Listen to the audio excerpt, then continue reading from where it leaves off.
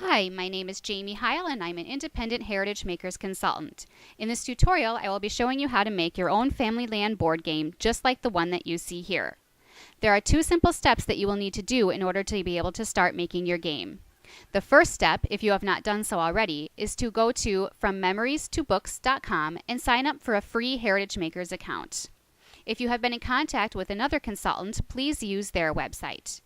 The next step is to email me at Jamie, Jamie, at FromMemoriesToBooks.com and let me know that you want the Family Land template. Please include your account number in your email. Within 24 to 48 hours, I will transfer the template into your account. You are now ready to begin. Log in to your Heritage Makers account and you will see the Family Land templates under My Recent Projects or My Projects and Templates. Click on a template and it will load into your studio. Depending on your internet speed and your computer speed, this may take a few minutes to load.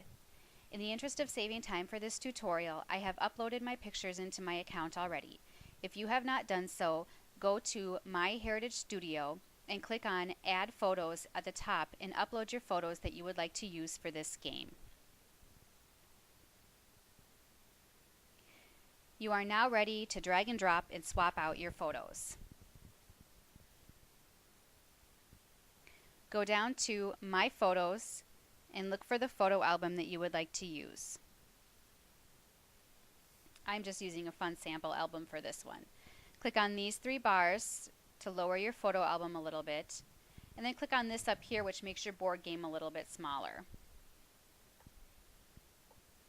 Click on the photo that you would like to swap out, and then click on the photo that you would like to use and simply drag it. Simply drag it to swap it. I can minimize this and you'll click off of the photo and you'll see that it automatically resized my photo to fit into that space.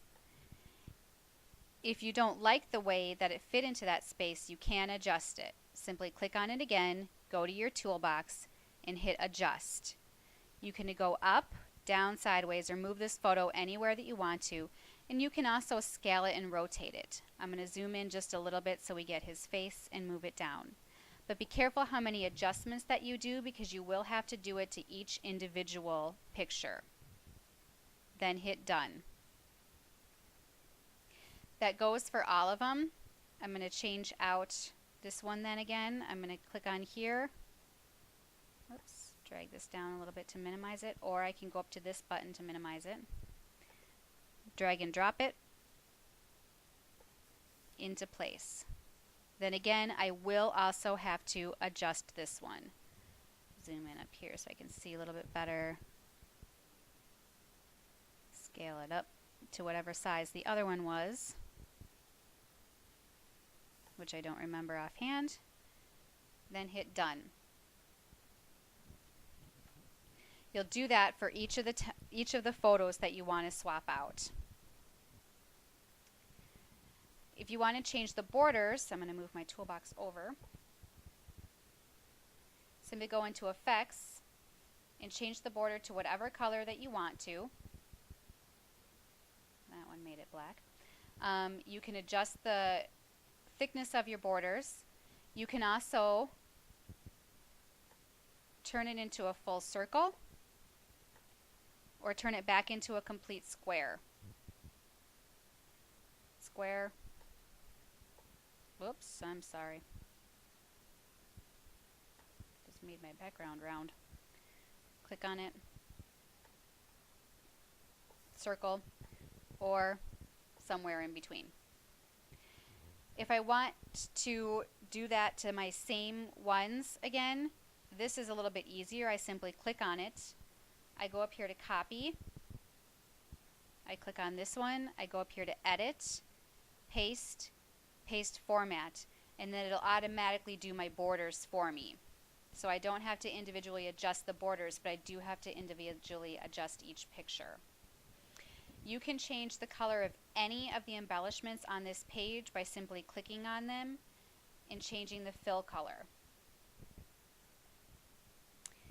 You can adjust any of the elements on this page by clicking on them and see how they have this pink border right here. If you go in and unlock it, it turns green, and then you can move or adjust to any way that you want to. Don't forget to relock it when you are done so that it doesn't accidentally move. You want to make sure, however, and I don't think that this one's going to do it. Nope. Let's see if I can find one that's going to do it. This one might do it. Oops. You want to make sure that your embellishments, once they're unlocked, stay green or yellow. This one's not going to do it either. If they turn orange or red in their border, this goes for your pictures also. If they turn orange and red in border, they are not going to print properly. They'll print grainy. So make sure that everything, when it's unlocked, has a green or yellow border. To change your writing, simply click on the box, erase what I have done, and type in your own text. You can adjust the size of the text box if you want to by unlocking it and adjusting the size to any way you want to and moving it around, and then don't forget to relock it. You can also change the font by double clicking in there. Changing the font, you can change the kind of font, you can change the size, you can change any of these things on there. That goes for any of the fonts on here too. These photos right here are the same as the little photos. You click on it, make sure it says drop photo here, drag and drop your photo into place. And I don't know why that one didn't do it, so I'm going to cut that, try it again. Make sure it goes drop into place, and there it will adjust it. These photos I have dulled down a little bit. So I'm going to go to my toolbox, go to effects, and you can make them less transparent than I had them or more transparent than I had them. You can also change the roundness and the border and everything like that. I had to. Unlock them, you can move them around, and you can turn them. Because I had them slightly transparent, I did put a white background in the back so that my this background wouldn't show through. So make sure you adjust your white border paper in the background as you adjust this photo too. The nice thing is you can make sure that you've got them overlapping each other by changing your position and your height. So you can make this position match the position and the height of this one, and then they'll overlap each other and you don't have to worry about that.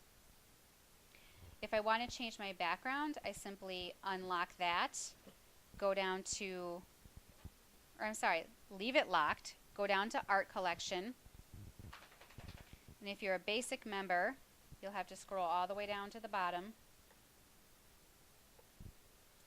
and I would go under Family Folds, open this collection,